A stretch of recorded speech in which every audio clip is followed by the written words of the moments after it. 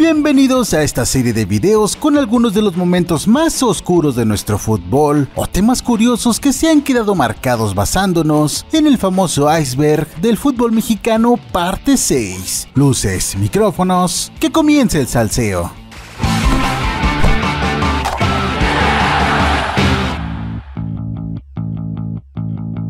Vocerianos, tenemos regalos y sorpresas para ustedes gracias a nuestros amigos de OneFootball que se pusieron guapetones. Pues ¿qué creen? A través de la mejor aplicación de un fan de fútbol se estará regalando un jersey de la selección mexicana. Lo único que tienes que hacer es lo siguiente: ir al link en la descripción, descargar OneFootball y contestar la encuesta que viene ahí. Súper sencillo, y con eso estás participando por el jersey totalmente gratis y que de paso pues te haces de la mejor app para seguir las noticias de tu equipo, poder seguir las crónicas de los partidos en vivo y un sinfín de herramientas que te da esta increíble aplicación. No lo pienses, voceriano, participa por el jersey y descárgate OneFootball, que está para los dos sistemas, Android e iOS, y lo mejor es que es gratis. Vocerianos, estamos llegando al final de este iceberg y solo quedan 3 videos más para completarlo. Si no te has suscrito, ¿qué esperas? Es gratis y de paso ayudarás a desbloquear todas las historias de este majestuoso témpano glaciar. La maldición del Estadio Azul, inaugurado un 6 de octubre del 46 con un encuentro de fútbol americano. Este inmueble era parte de la llamada Ciudad de los Deportes, proyecto que incluiría plaza de toros, galerías, alberca, boliche, etc. Sin embargo, tiene algunas etapas muy importantes como casa del fútbol mexicano, ya que del 83 al 96 se convirtió en casa de los Potros de Hierro, como el Estadio Azulgrana, y a partir del 96, cuando el Azulgrana se transformó en el Estadio Azul para convertirse en casa de los Cementeros hasta el 2018. Pues sí afecta y sí duele, pero pues esperemos que en el Azteca nos vaya mejor y cuando hagamos el nuestro que sea lo mismo, que nos vaya mejor. Sobre él se dijo mucho tiempo que padecía de una maldición, pues tanto Atlante como La Máquina no podían levantar un trofeo en ese inmueble. Uno de los fundamentos más fuertes para creer que este era un tema paranormal es que en 1998 el club quería ampliarle el complejo deportivo de La Noria, localizado en Xochimilco. Tomaron un pedazo del Panteón Xilotepec para completar el terreno y por esta razón se desató una especie de maleficio. Esta historia en concreto forma parte de la serie de terror en mi canal que te dejo en la tarjeta. Y seguía ahí la silueta, venimos a ver y definitivamente no había nada, pero la silueta se veía.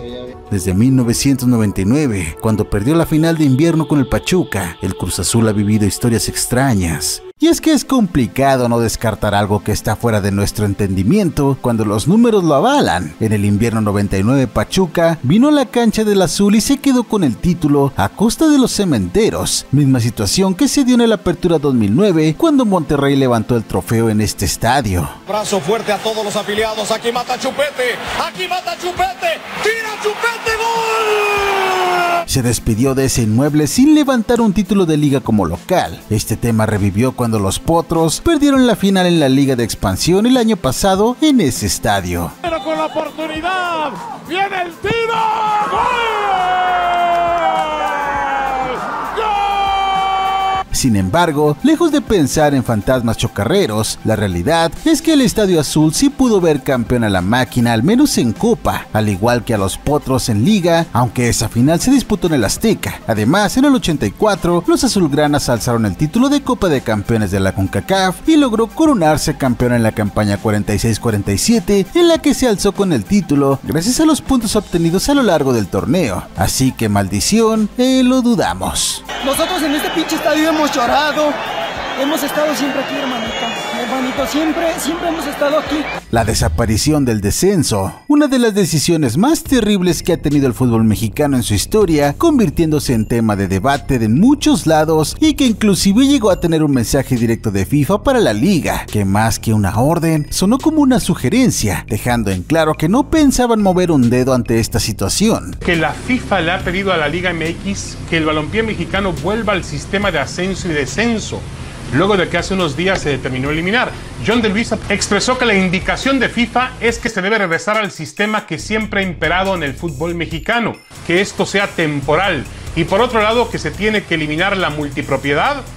Son dos temas que la FIFA nos estará poniendo a corto y mediano plazo, convirtiendo así a la Liga de Plata en una liga formativa llamada Liga de Expansión, donde sería algo así como la Sub-20 pero con las franquicias que sí cumplieron y estuvieron de acuerdo con dicho cambio. Yo no diría que se acaba la Liga de Ascenso, se suspende y esperamos un día volver todos, obviamente. Claramente esta decisión se venía maquilando en lo oscurito y comenzando con Enrique Bonilla como verdugo en la primera A, desafiliando y poniendo una soga en el cuello a todos esos equipos de ascenso que no se alinearan a sus innumerables y ridículas exigencias. Dice, el club que resulte campeón de Ascenso MX en la temporada 18-19 ascenderá a la Liga MX siempre y cuando cumpla con los requisitos, el reglamento de afiliación, el reglamento general de competencia, el reglamento interno de la Liga MX, así como el presente ordenamiento. Obviamente no todos estuvieron de acuerdo y llevaron la lucha por regresar dicha categoría y hacer justicia deportiva, pero lamentablemente no lograron nada y las cosas ya se dieron por hecho. Universidad de Guadalajara, Venados de Mérida y Correcaminos eran los abanderados que habían llevado esta queja hacia el TAS.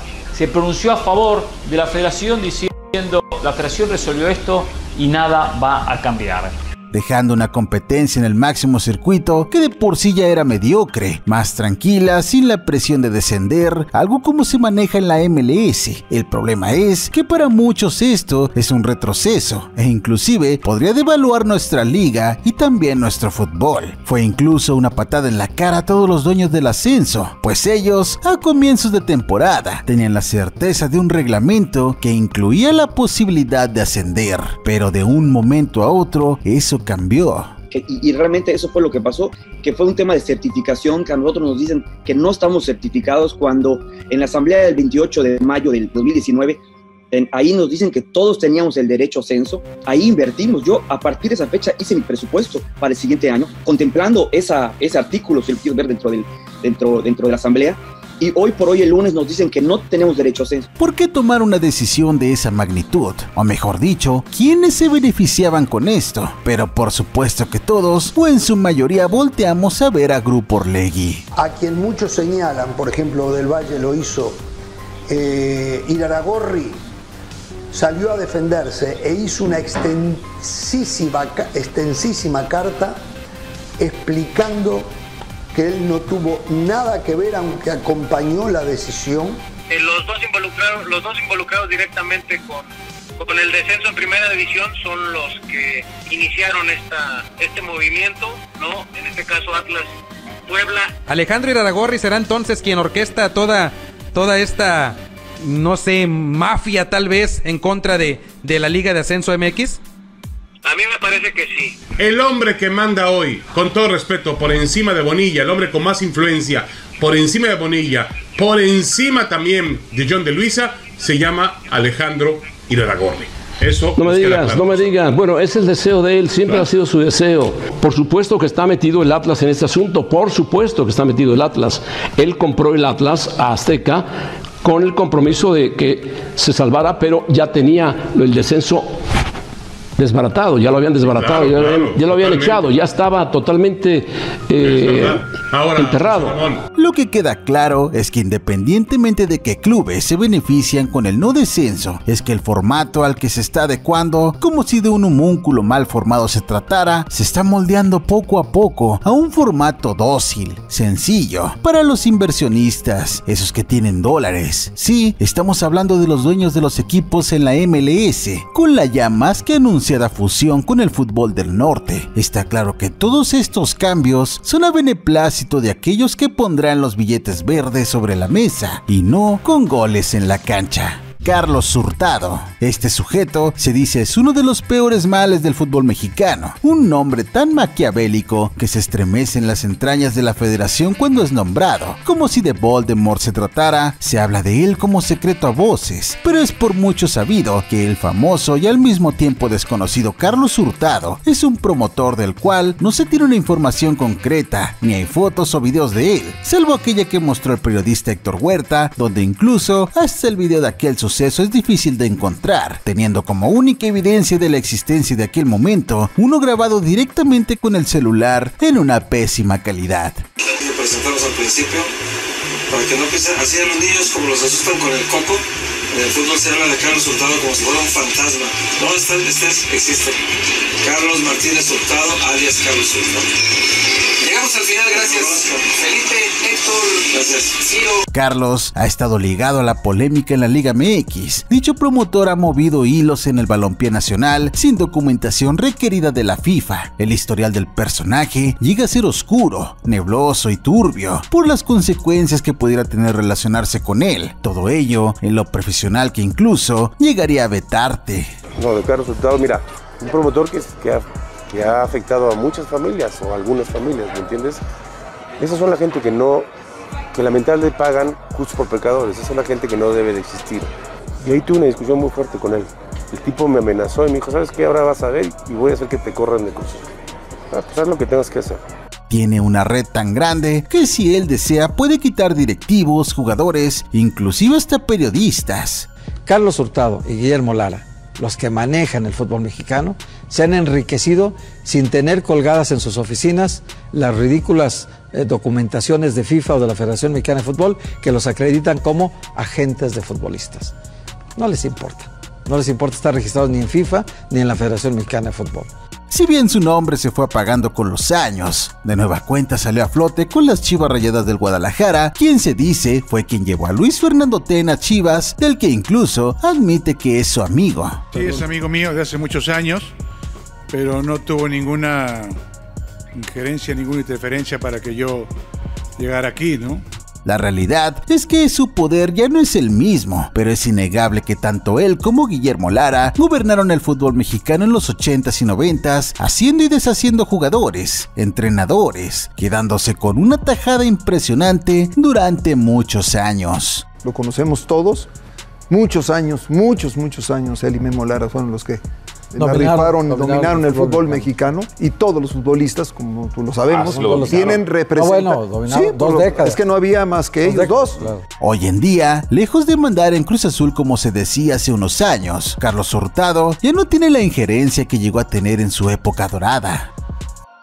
El penal de Panamá, Copa Oro del 2015, una de las competiciones que todo aficionado mexa pretende mantener bajo la alfombra como basura vieja e ignorada. Normalmente es México a quien le pasan los momentos adversos o injustos y en donde nos preguntamos ¿por qué siempre a nosotros? Está el grosero fuera de lugar de Tevez a pase de Messi en aquel Mundial de Sudáfrica 2010, que ignorando el golazo de Maxi, este fue el principio del fin para el tricolor.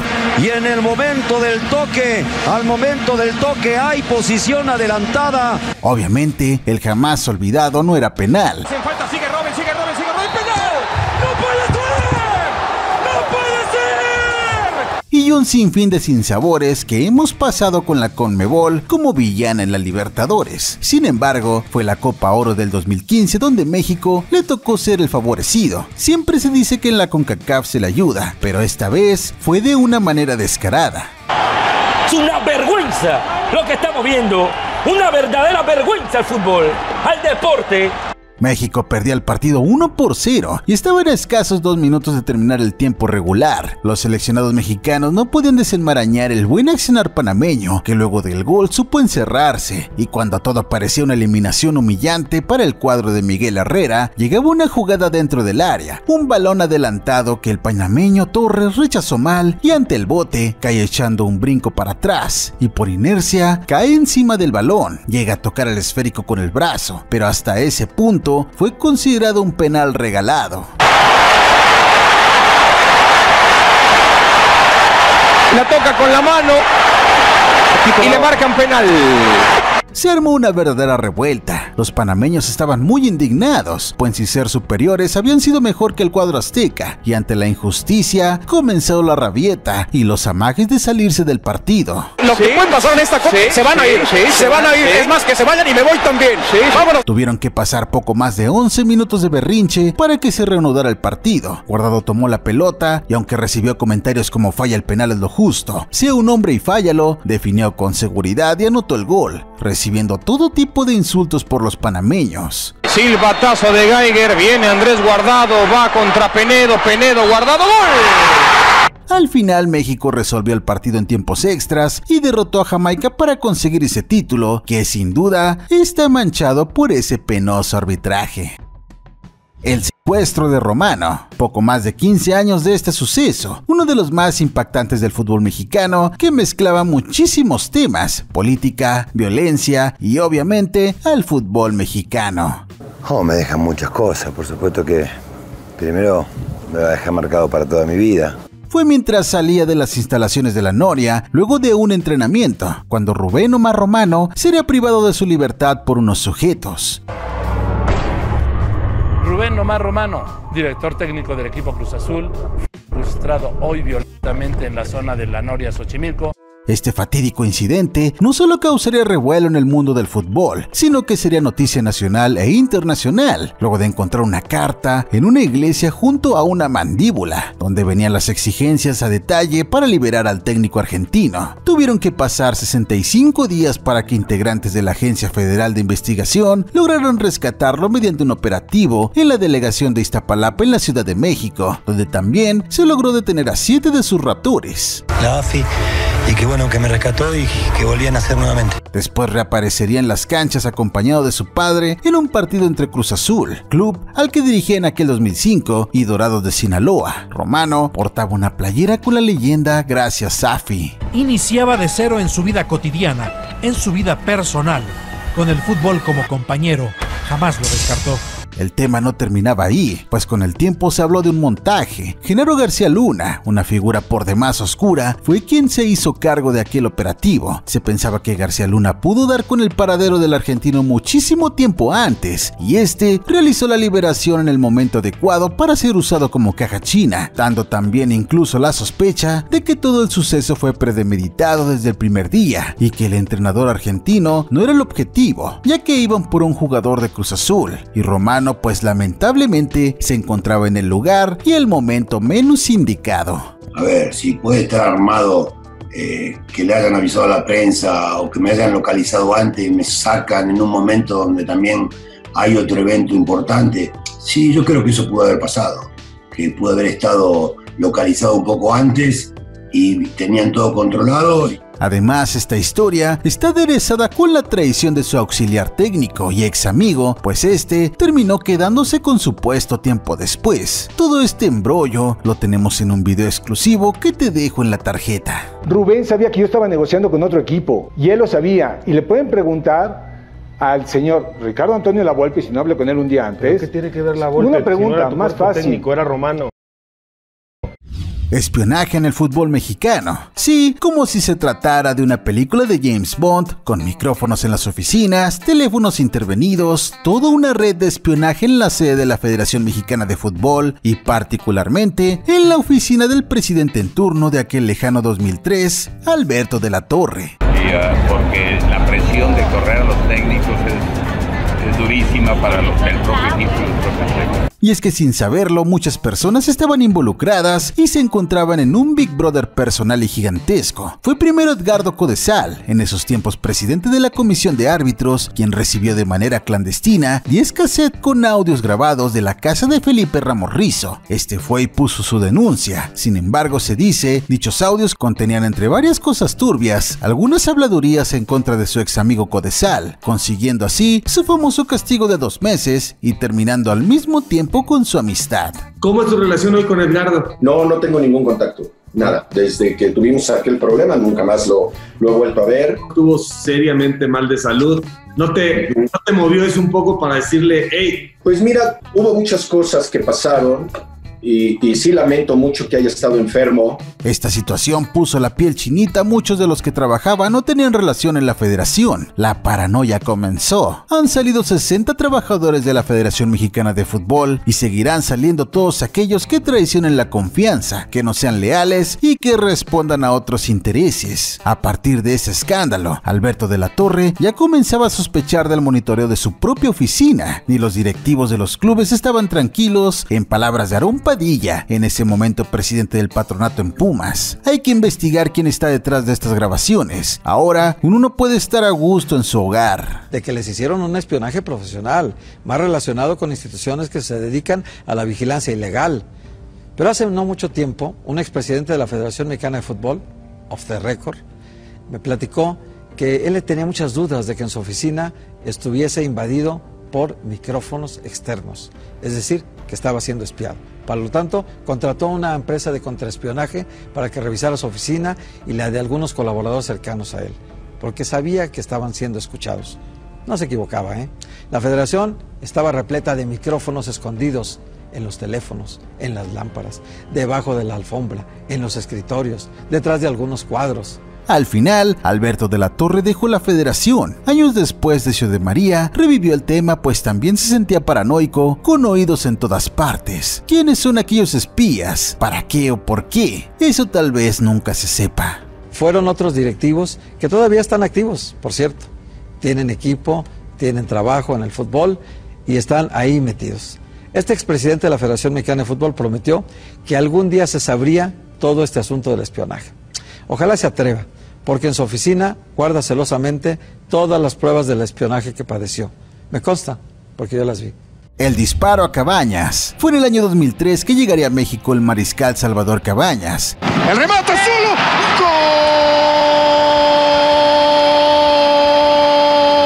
¡Gol de Chiapas! Este ficharía por los ya extintos Jaguares de Chiapas en una transferencia que se dice rondaba menos de $500,000. Una ganga para la escuadra chapaneca. Chava no tardaría en destacar y veríamos en él a uno de los delanteros más letales de todos los tiempos en nuestro fútbol. ¡Cuidado! ¡Cabañas!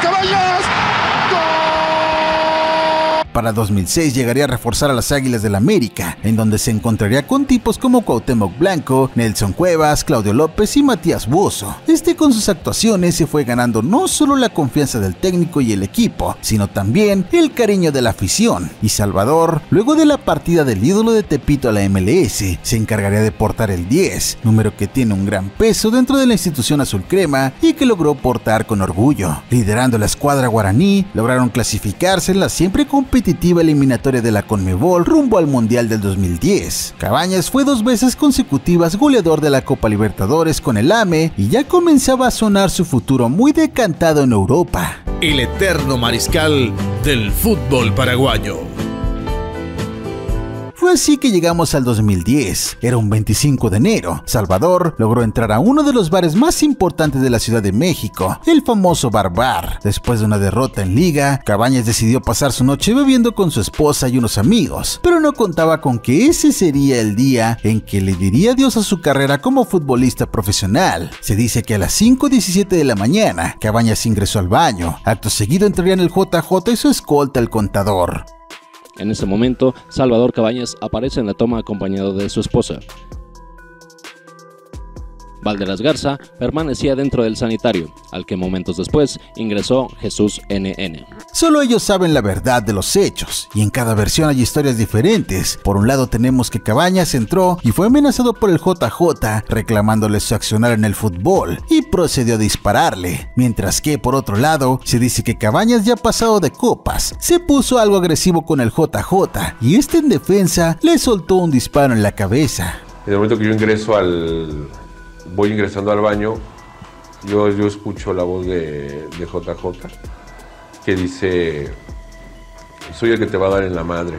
A diferencia de lo que las estadísticas dictan, Salvador es un milagro viviente. Logró sobrevivir al disparo, pero no volvería a ser el mismo de antes y poco a poco iría perdiendo algunas de sus capacidades. No, perdí muchas cosas. Lo más importante, la vista, que eso es lo que perdí, el lado izquierdo.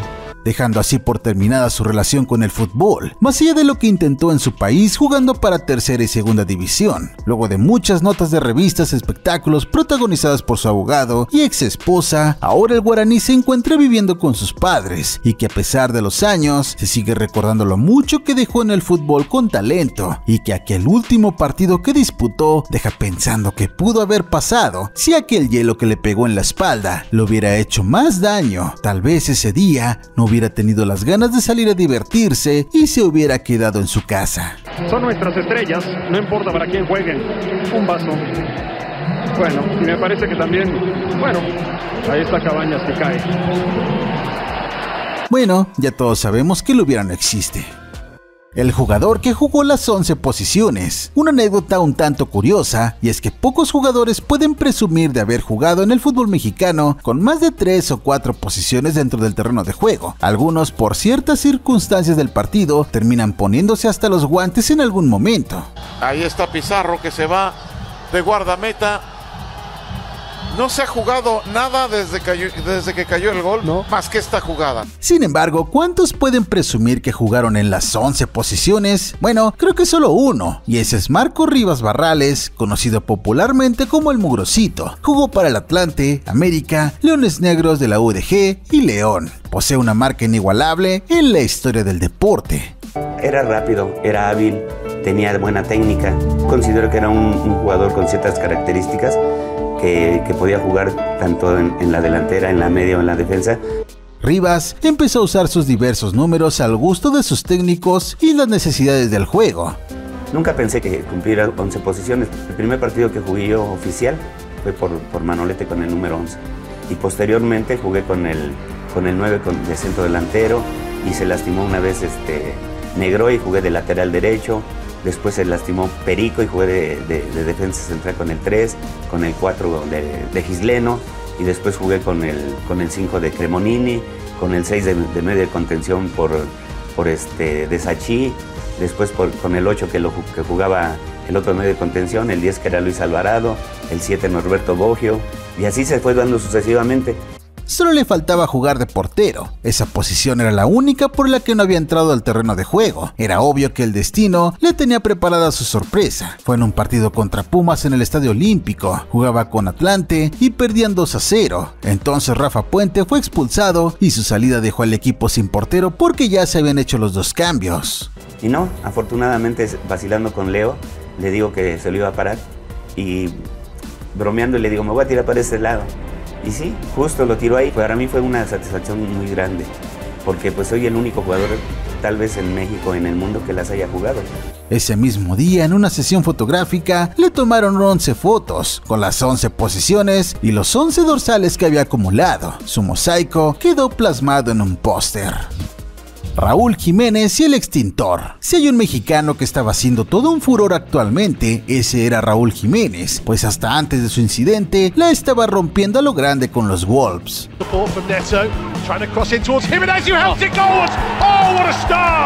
Su trayectoria tiene una mancha que pocos recuerdan o conocen, y es que Raúl lamentablemente se vio involucrado en un incidente que implicaba violencia contra una mujer. Su nombre, Dulce María García Lascano. Y ella nos va a contar cómo estuvo o qué pasó, por qué la golpeó. ¿Cómo estás, Dulce María? Bueno, ni te pregunto cómo estás. Sí. Estás muy golpeada. Estas declaraciones las hizo en el programa Todo para la Mujer de Maxine Goodside. La joven presentó radiografías, fotos y playeras del jugador, así como los boletos que acreditaban que había viajado a Londres para apoyarlo. Era el 18 de noviembre del 2012. Estos dos se vieron por última vez. Según Dulce María, ya tenían tiempo de relación, pero las cosas no estaban funcionando, así que habían decidido verse para terminar. Pero esto se fue transformando de forma violenta.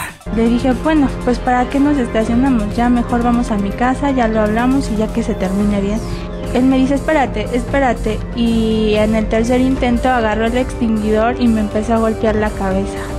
Y yo le dije, ¿con el extinguidor así de la nada? Sí, de la nada. Como 3 minutos, 4 minutos en lo que me auxiliaron 2 policías. Él se echa a correr. Y yo empiezo a gritar, es Raúl Jiménez, juega en el América, lo empiezan a corretear, obvio no lo alcanzaron los policías. La joven afirmó que la auxiliaron 2 policías y que después fue atendida en el Hospital Médica Sur. Llevando todo tipo de pruebas al programa de televisión, aseguró que ella no buscaba hacerse famosa, solo pedía que se hiciera justicia. Yo no busco fama, yo solo lo que busco es que él pague lo que él me hizo, es lo que yo solo busco. Desgraciadamente me tocó que fuera Raúl Jiménez el que me golpea. Sin duda, ese 2012 eran otros tiempos. En la actualidad, esta historia hubiera provocado algo más allá de las notas de espectáculo y aquella denuncia. La otra versión de esta historia la tiene el propio Raúl Jiménez, quien negó cualquier relación con la chica. Ella solo era una fan que buscaba a todo momento para tomarse fotos con él. No, ningún tipo de relación. Yo ahora sí que la conocía, como te digo, la vi pocas veces.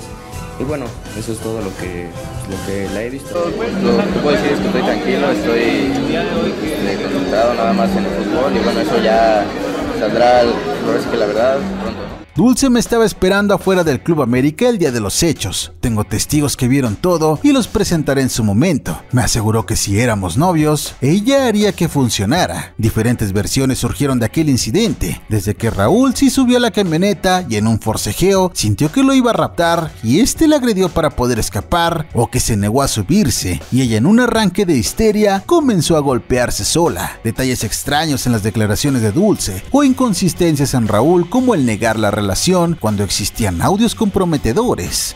Yo, Raúl Jiménez, juro por mi familia que este mes o 3 semanas que dure esto, lo voy a hacer bien, como ya quedamos como ya estuvimos de acuerdo.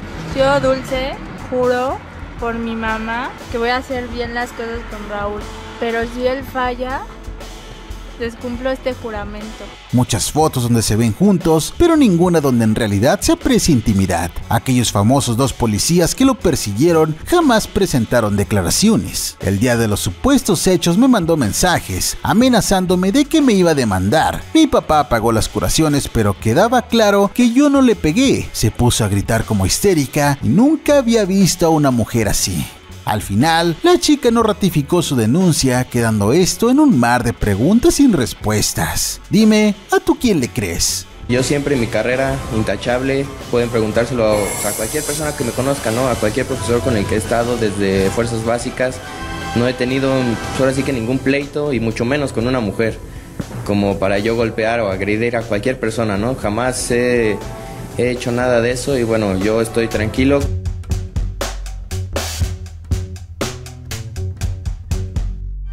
Vocerianos, sigamos descubriendo este iceberg y alguno que otro tema que no está en esta imagen. Suscríbete si no lo has hecho, solo quedan 3 partes ya. Vamos, suscríbete para llegar a los 940,000 y desbloquearlo. Anímate, pícale al botón de suscripción que es gratis. Dime lo que opinas, déjalo acá abajito, me importa muchísimo tu opinión. Regálame una manita arriba, sígueme en Twitter, Instagram, TikTok, dale like a la fanpage oficial en Facebook y únete a la secta voceriana 2.0 donde lleven momazos. Comparte este video y si no estás suscrito recuerda suscríbete. Créeme, no te vas a arrepentir.